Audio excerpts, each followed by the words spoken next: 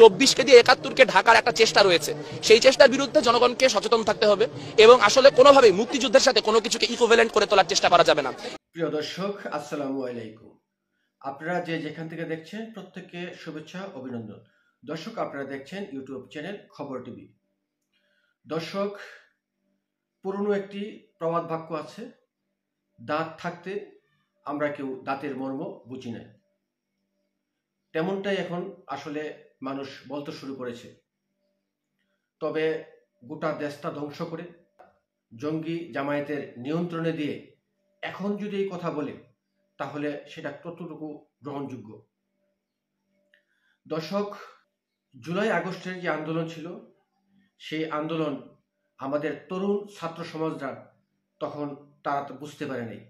তারা আসলে আবেগের বশত হয়ে অনেক ছাত্র ছাত্রীরা, অভিভাবকরা তারা আন্দোলনে নেমেছিলেন। তারা তখনও বুঝতে পারে নাই যে সার্জিস, হাসনাত এবং মাহফুজরা তারা গোটা দেশটা দখল করে নিয়ে একটি আফগান রাষ্ট্র তারা কায়েম করবে, সেটি কিন্তু তারা এখন বুঝতে পারেনি। তারা এখন বুঝতে পেরেছে এই বিজয়ের মাস 16ই ডিসেম্বর যখন বঙ্গবন্ধু সহ বাংলাদেশের মুক্তিযুদ্ধের ইতিহাস সবকিছু মুছে ফেলা হচ্ছে, তখনই তারা বুঝতে পারছে যে আসলে আমরা এটি চাইনি। তারা এখন বলছে যে আমরা তখন সরকার পতন হবে সেটি কিন্তু আমরা চাইনি। আমরা বৈষম্যের বিরুদ্ধে কথা বলেছিলাম, বৈষম্যের বিরুদ্ধে আমরা আন্দোলন করেছিলাম, কোটা বিরোধী আন্দোলন করেছিলাম, কিন্তু সরকার পতন ঘটিয়ে এইভাবে জঙ্গিরা দেশ নিয়ন্ত্রণে নেবে, জঙ্গিরা গোটা দেশ দখল করে নেবে, তেমনটা কিন্তু আমরা কখনো ভাবিও না, চিন্তাও করিনি। কিন্তু এখন বুঝতে পেরেছি যে সেই আন্দোলনটি আমাদের জন্য কতটা ক্ষতি হয়েছে, আমাদের দেশের জন্য কতটা ক্ষতি হয়েছে। এখন দেশ জঙ্গিদের নিয়ন্ত্রণে। মুক্তিযোদ্ধা অধিদপ্তর সহ বিভিন্ন গুরুত্বপূর্ণ দপ্তরগুলো এখন সার্জিস, হাসনাতদের নিয়ন্ত্রণে। তারা এখন ওই সমস্ত দপ্তরে 24-এ যারা আহত নিহত হয়েছে তাদেরকে নিয়ে কাজ করার জন্য সেই মুক্তিযোদ্ধা দপ্তরটি তারা দখল করে নিয়েছে। প্রিয় দর্শক, তাহলে কি আমাদের মুক্তিযুদ্ধের পুরো ইতিহাস, আমাদের 71, আমাদের স্বাধীন বাংলাদেশ সব কি শেষ?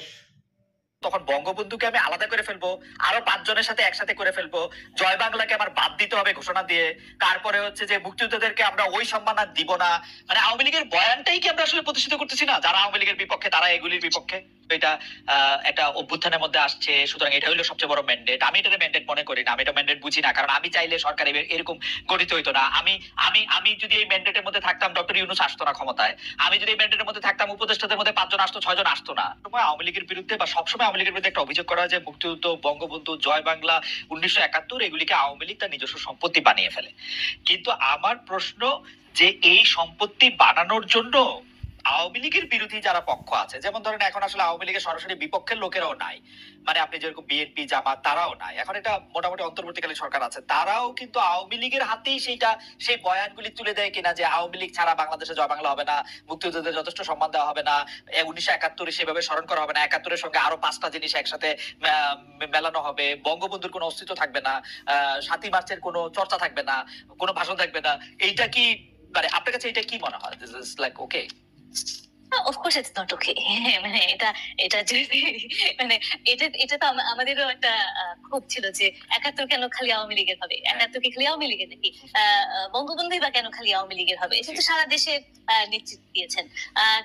কেন 7ই মার্চের ভাষণ একটা গুরুত্বপূর্ণ ভাষণ না? এটা নিয়ে আপনার ডিবেট থাকতে পারে, এটা নিয়ে আমরা আলোচনা করবো, অনেক আলোচনা করব, কিন্তু এটা খুব ভীষণ গুরুত্বপূর্ণ একটা স্পিচ। তো এগুলো তো আমাদের ইতিহাসের অংশ, সেগুলো তো আসলে আমরা মুছে ফেলতে পারি না। যে সেখানে যদি একটা ফোর্স আসে যেখানে বলছে যে না, এগুলো আমাদের নতুন করে ভাবতে হবে, সেটা খুবই প্রবলেমেটিক আসলে। হ্যাঁ, আমাদের ইতিহাস তো আমরা আসলে মুছে ফেলতে পারি না।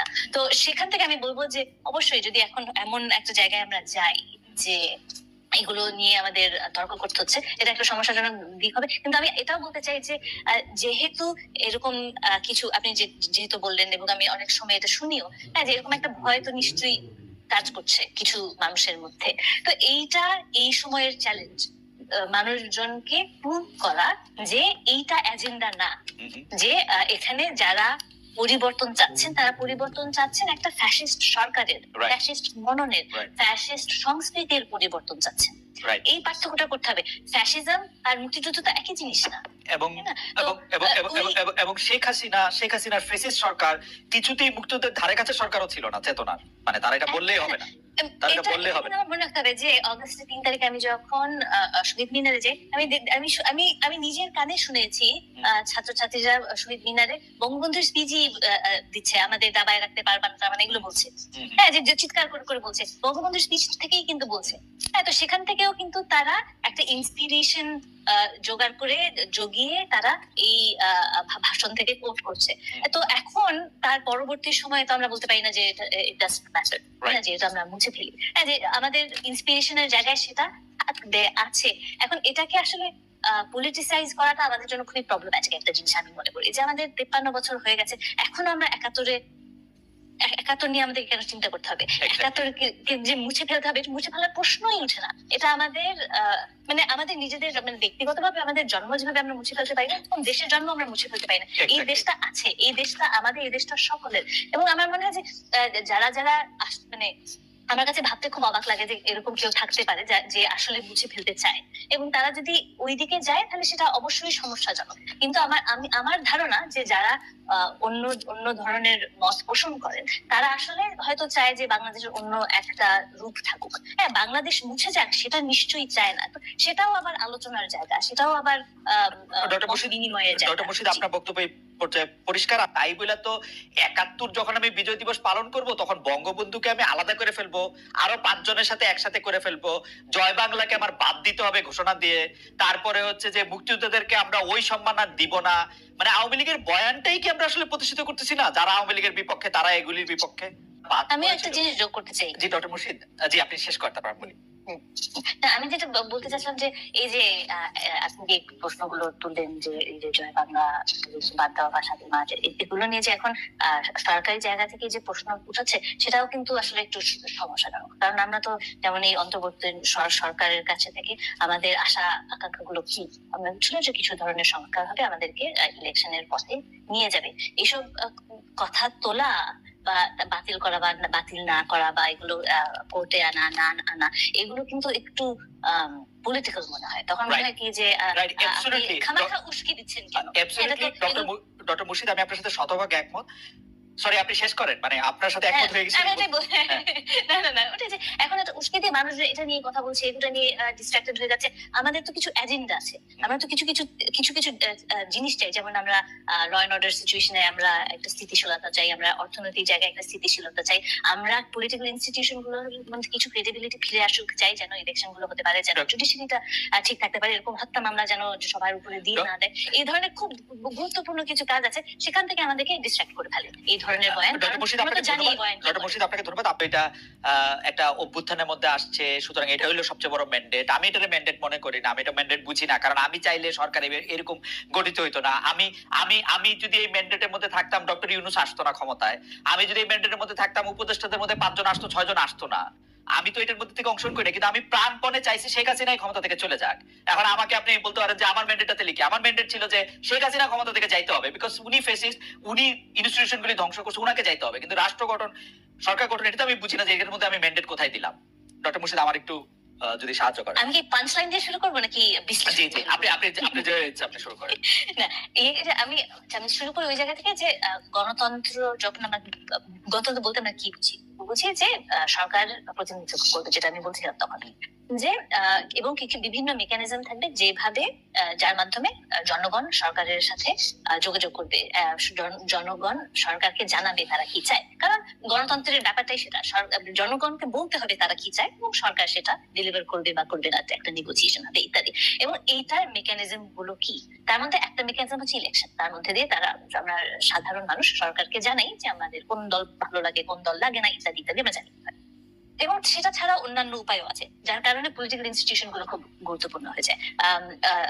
তুষার ভাইয়ের ওই কথাগুলো খুবই গুরুত্বপূর্ণ, যেটা হচ্ছে পলিটিক্যাল ইনস্টিটিউশন গুলো আমাদের সংস্কার করা দরকার ওই কারণেই, কারণ আমরা চাই যে সেগুলোও গণতান্ত্রিক কায়দায় হোক। তার মানে কি? তার মানে যে তারাও এই মেকানিজমেই চলুক, যে ইলেকশন আমরা ইলেকশন কোনো কারণে ইলেকশন হলো না, কিন্তু তার মানে যে আমরা জনগণ কি চাই আমরা সেটা জানতে পারছি না, সেটা যেন না হয়। কারণ ইনস্টিটিউশনের কাজগুলোই হচ্ছে এই কমিউনিকেশন চ্যানেল হিসেবে কাজ করে। তার মধ্যে মিডিয়া পড়বে, তার মধ্যে জুডিশিয়ারি পড়বে, তার মধ্যে পার্লামেন্ট পড়বে। হ্যাঁ, এবং এই ইনস্টিটিউশন গুলো যদি সঠিকভাবে কাজ করে তাহলে কিন্তু আমরা অন্যান্য ভাবে জানতে পারবো জনসাধারণের চাহিদাগুলো কি।